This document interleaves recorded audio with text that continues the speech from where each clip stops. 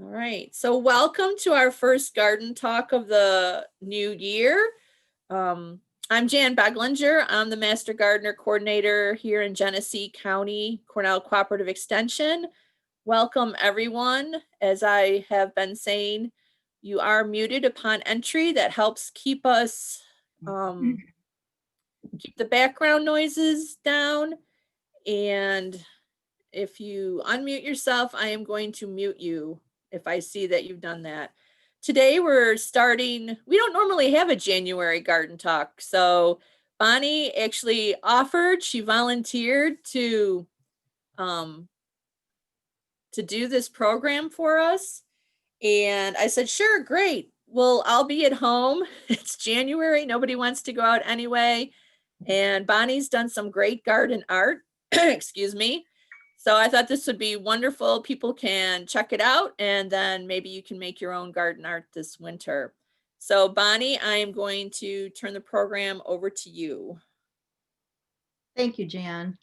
Welcome, everybody, and good afternoon. I understand it's a dark and gloomy day there in Buffalo. I'm actually down in Florida, so I wanted to try to give everybody something to look forward to in the spring, and so I thought it might be fun to have a working session on how to make a flower from a teacup.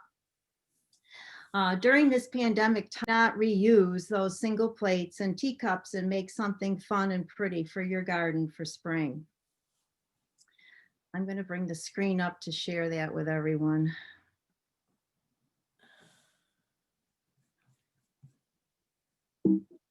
All right, that's good, Bonnie. I can see it. Good, okay.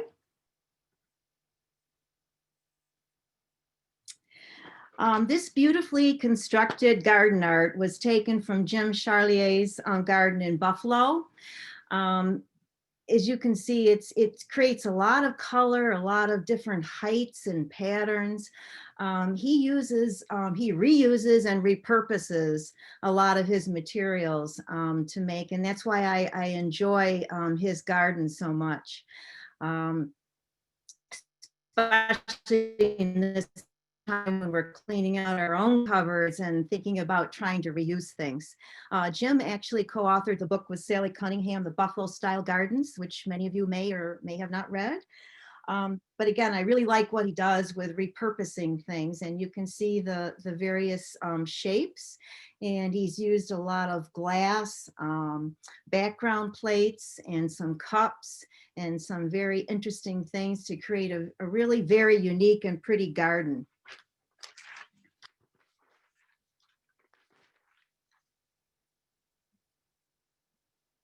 So some of the ideas and uses to create your garden art is, and I think number one, is that it doesn't have to be watered, and it doesn't wilt in the summer, and it provides color all during the summer months. If you are making one of these, you want to consider location and weather patterns. And by location, I mean, if you are going to place this in a sunny area, you might want to use a background plate that's translucent and the sun would shine through, very pretty. You can also locate and create some very pretty color by using these in a shade garden. In your weather patterns, you might have to think about wind. In Jim's garden, you can see that they're all vertically placed and they are actually into the ground. All of these stakes I'm going to be showing you today are actually placed in the ground. So you want to be cautious of if you have wind, if you have a windy area. We actually live on a lake, and we have between 30 and 40 mile per hour winds. So I cannot put mine vertically in the garden, strategically placed like Jim did. I have to put them up against something, and I have a couple of picket fences that I've actually mounted them to. And it works out very well. I've had them up in my garden 3 or 4 years now. I take them in the wintertime. I know Jan doesn't, and you can choose what you want to do, but some of mine are a little fragile, so I prefer to bring them inside in the winter. It's also a good reuse and repurposing of things that you have in your cupboards, or maybe you're cleaning out your attic space or your garages, that type of thing. Why not use those old teacups that are sitting there and put them in your garden and create something very pretty to look at. The one I will show you today, we're going to be making, is actually vertically placed on a stake, but you can also turn your teacup horizontally. And with that, if you have a bottle that you've reused, maybe a wine bottle or a pretty bottle from some other liquid that you're not using that's colored, you wash it out, turn it upside down and put it on a stake. Your bottom part of the bottle is actually a good glue surface for the part of the background plate that you can use. And when you do it vertically as opposed to, or sorry, horizontally as opposed to vertically, you can use it as a bird feeder in your garden. You can use it as a planter. Remember, the dummy task cups that I'm going to show you, the one I made today, is actually a demitasse cup. That's half a cup, but your regular teacups are pretty much cup standard. So you can actually put some pebbles in the bottom of it and a little bit of soil, and then put either maybe a trailing ivy, some nice lobelia, or a succulent if it's in a sunny area, and create something very pretty and unique. These are very inexpensive to make. And again, the goal is to reuse, repurpose.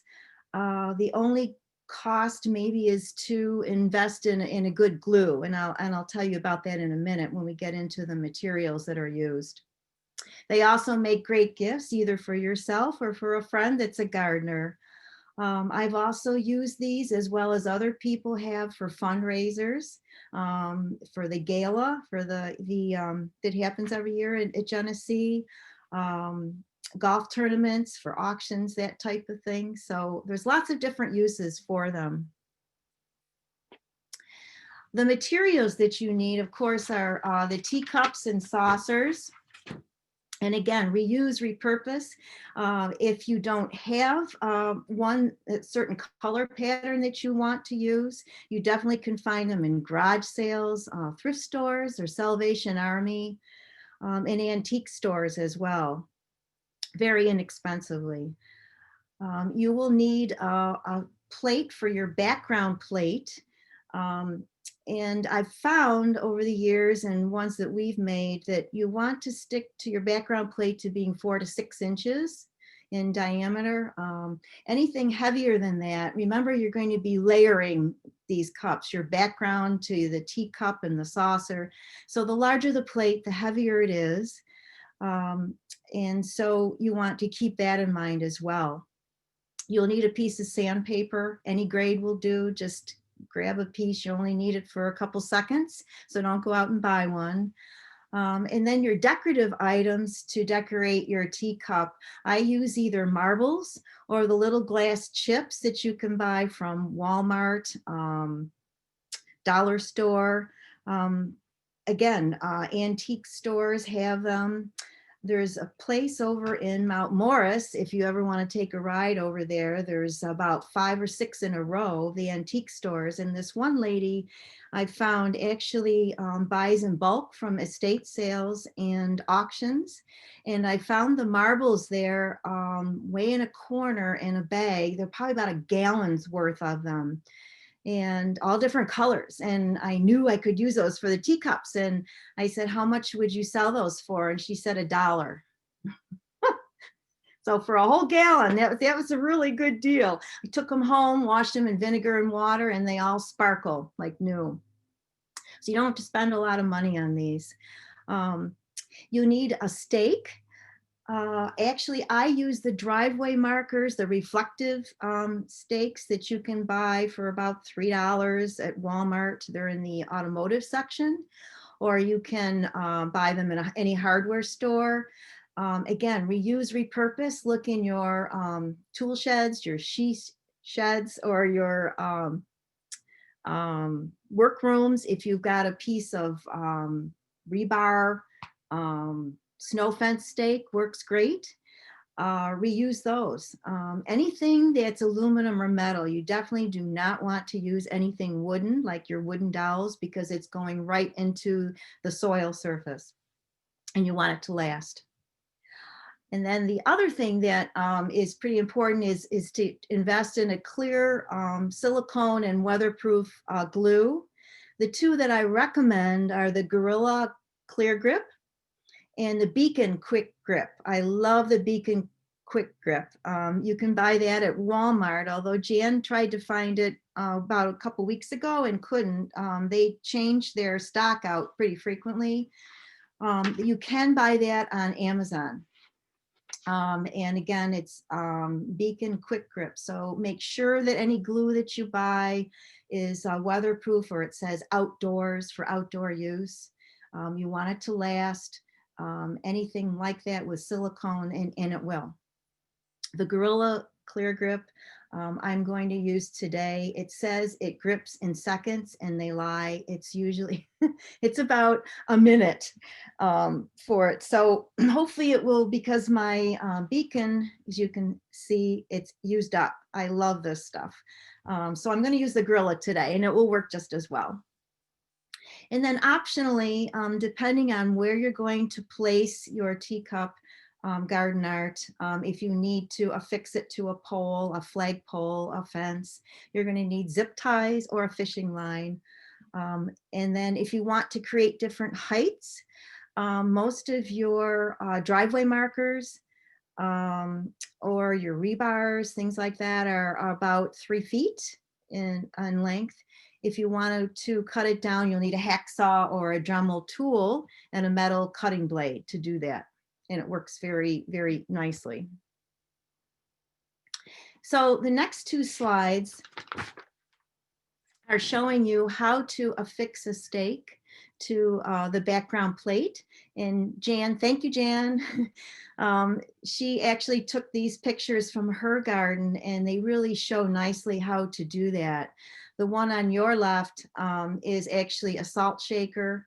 Looks like an old-fashioned one, and it's clear. It's flat on one side, so you can glue that salt shaker, the glue, and then you put it over the stake, sorry, and then glue it to your background plate very nicely. You can leave, and in this case, Jan, do you leave the stake in, and then you can just take the plate off if you want? Yes, you can leave the stake in the ground, and you can take the plates in for the winter. I have too many, so they stay out now. Yeah. I don't have a place to store them all, so they stay out. The one on your right is actually a snow fence. You're not using those hopefully in the summer, just in the winter. So if you have a snow fence you put up and you've got your stakes, you can use it in this fashion.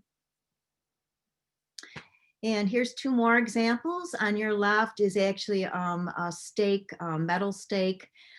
This one I love because it's probably, I'm guessing, 1 inch, the square at the top.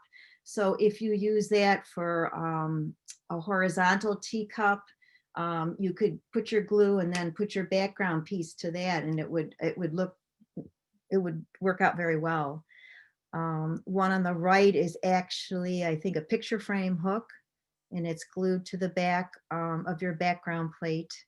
And that is upside down, obviously. So you could hook on the side of a fence, a railing, or if you want to poke holes in your house, maybe the side of a house, you could do something really funky with all different types of plates.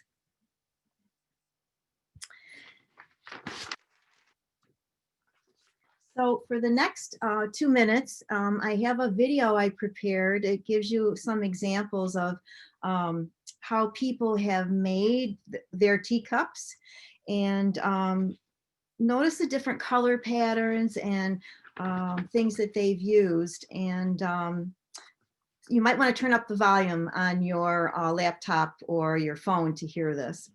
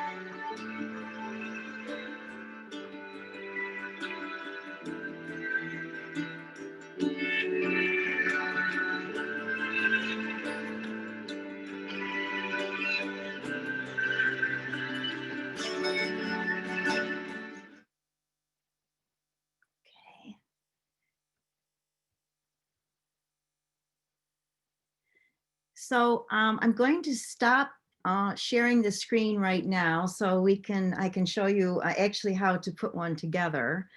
Um, I'm going to show you, this is the one that I made. Actually, it's my grandmother's, it's a demitasse cup. I'll show you sideways and you can see the background, the marker that I used, which is a driveway marker. And then I actually had this cut to about 2 feet. It was 3 feet. And oh, the one thing I wanted to mention, your background piece. I actually, this was pink and colored, so I wanted something kind of bright. So I did look for this pink. I think this was 25 cents. If any of you have flow blue that you collect, that's really pretty as a background piece, or depression glass as well. If you're going to be putting it in a sunny area, it reflects the sun really, really well. And again, here is your typical driveway marker. It was only like $3. The sandpaper, you take your piece of sandpaper, and I usually just sand one side of it. They're very smooth, your driveway markers. So if you sand it, it's going to make it coarser and it's easier for the glue to adhere to the background piece. So the one we're going to be making today, I chose as my background piece. I'm going to layer with the saucer. And then this is actually the cup. I thought it looked like a petal, and that's why I like that. And to save time, I actually took the beads, as you can see in there, and glued them to each side of the petal. I'm going to show you. These are what the beads look like, and they're flat on one side and rounded on the other. Those are translucent, and then actually, and you have your colored ones as well. So I'm going to take my background piece and use my Gorilla Glue, and hopefully it will do its thing today. All of you are watching. You want to be generous with it because it's going to be outside and you want it to be permanent. And I'm just going to take that and glue it to this. The beacon glue, we'd be done, but I'm not sure about this one, so I'm going to put it down for a few seconds. And then I'm going to work on my saucer and then my teacup. I'm just going to glue this to that.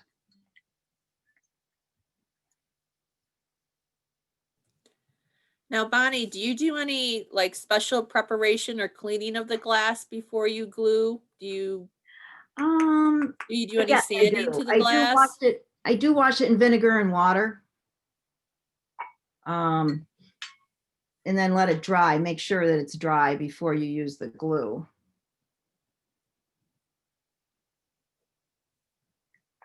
I'm just going to put this on here so you can see it.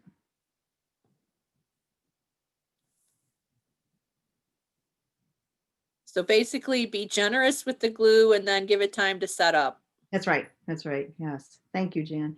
And again, let's see if this is done.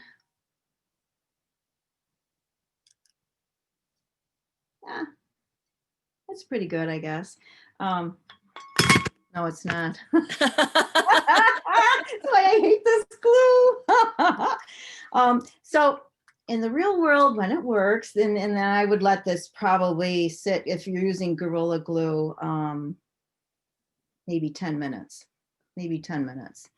And then I'm going to glue this to this, but this will fall out if I do. So, I mean, you have the idea. You're going to put your saucer here, and then your cup is already glued to the saucer. So, and I'm holding it up vertically, but you definitely, can do everything all at once in less than about 5 minutes because you're working on a flat surface. So that would be, a lot easier. But I've had this out now for 3 years in my garden. I take them in the wintertime. I leave the zip ties around my slats in the garden there. And so I just have to slide this in the summertime. I like the way they look as Jim did them freestanding in the garden. I think it creates a real pretty effect.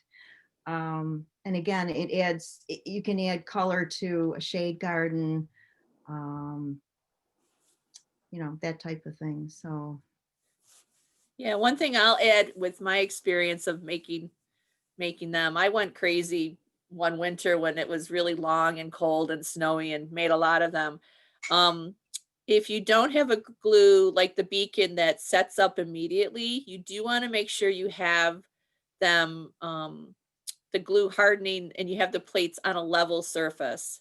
I actually had one glue that I was trying out that seemed pretty stiff when I applied it, but then as it got to room temperature, the glue actually kind of smushed out and I didn't have the plate exactly level and the center plate was off center when I went and checked on it and it had dried by then.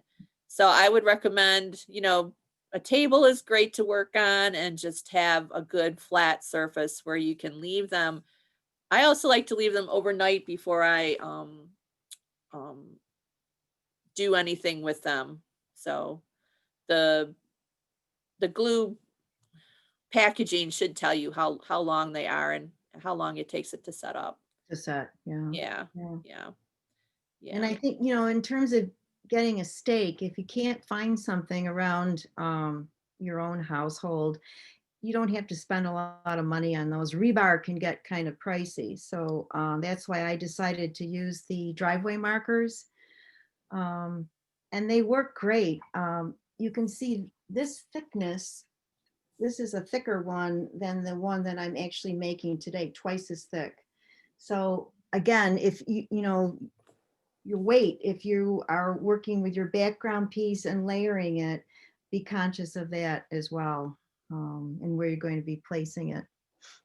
And I do know that some stores, some like Lowe's. I know. Well, I usually get my rebar from Lowe's because they do have different sizes already pre-cut and different widths. So, yeah, usually the glue and the stake are the most expensive part of putting them together. Mhm.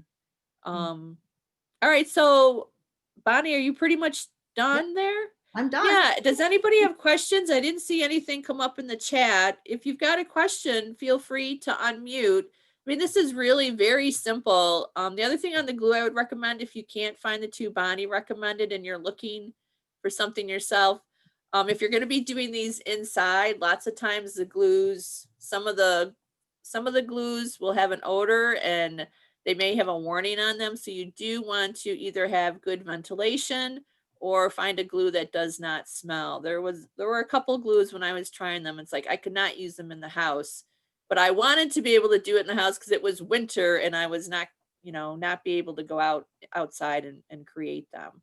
So Well, that's another thing with the glue is make sure it's not one that gives off harmful vapors or you have very good ventilation when you're doing them or don't do a lot at one time. that's a good idea. Yeah. Both Okay, the beacon and the gorilla are good. good. And then Rachel has put in the chat box a link to the CCE Genesee website so that you can go to the website and look and see what events we have. Bonnie, do you want to put up the last couple of slides? Nobody Sure. is. Oh, here we've got I a have a question. question also. Okay. Roberta, go ahead. Hi, so I was wondering, Bonnie, you mentioned that you found somebody that was dealing in bulk in maybe the antique glassware. Is that somebody that had like a stand that's ongoing or just a one-time deal?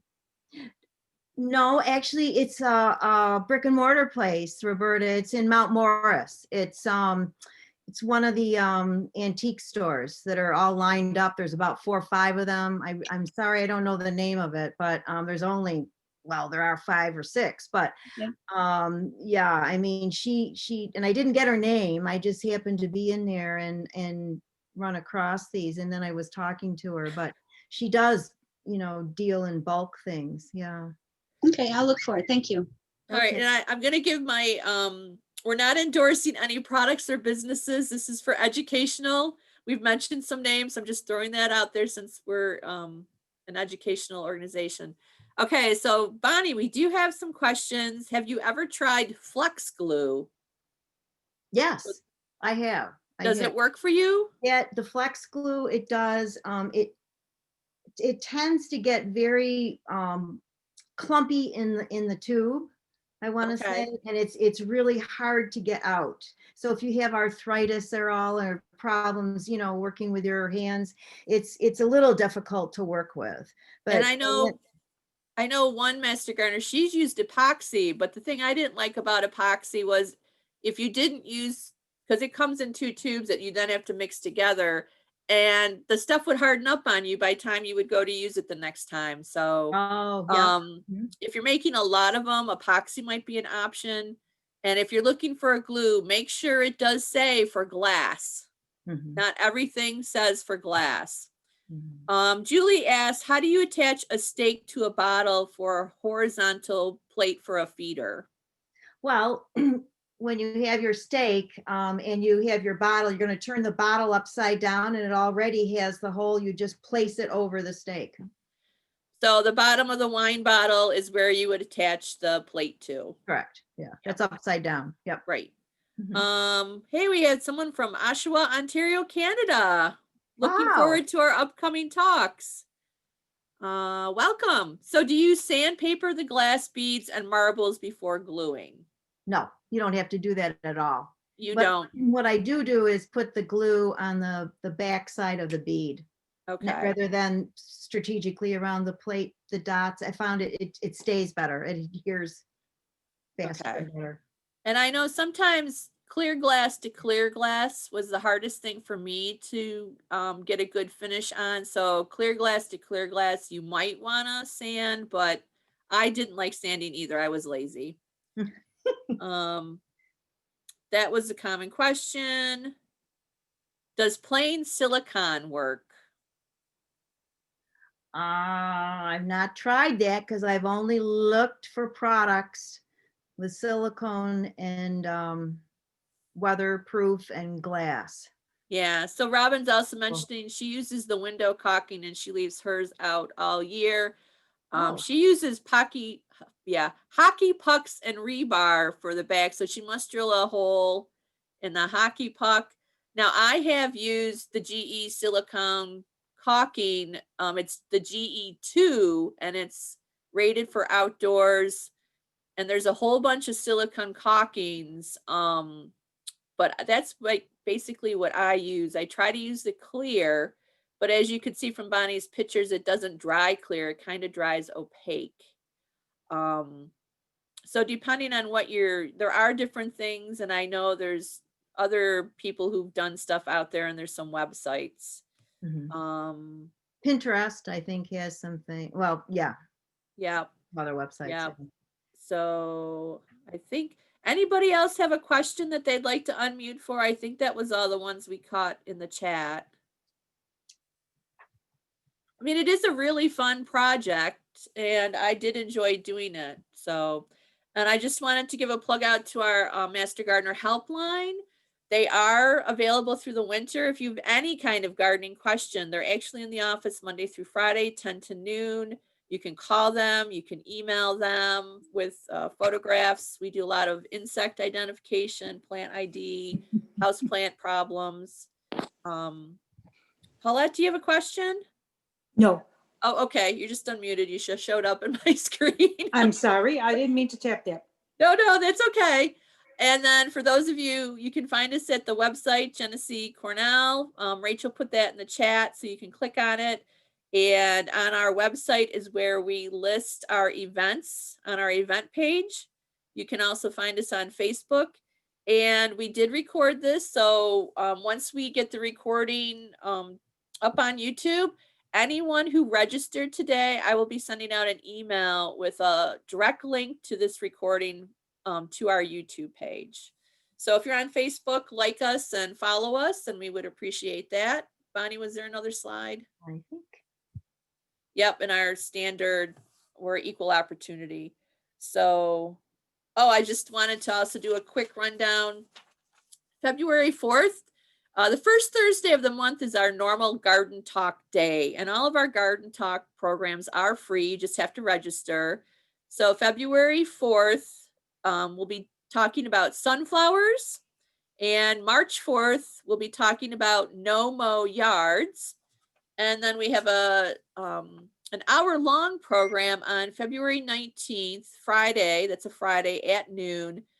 Vegetable Gardening 101. We'll be covering some basics of vegetable gardening. And we'll be getting some more programming putting up on our website as we schedule things. So let me just check these last couple of chats. Bonnie, you can stop sharing.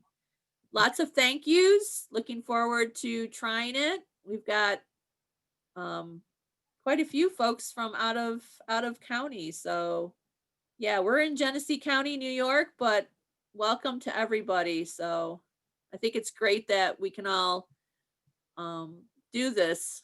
We had to learn how to Zoom. So yeah, we had to learn how to Zoom last year. Life changed in 2020. But I think it's been a good experience because we can reach out to so many more people now.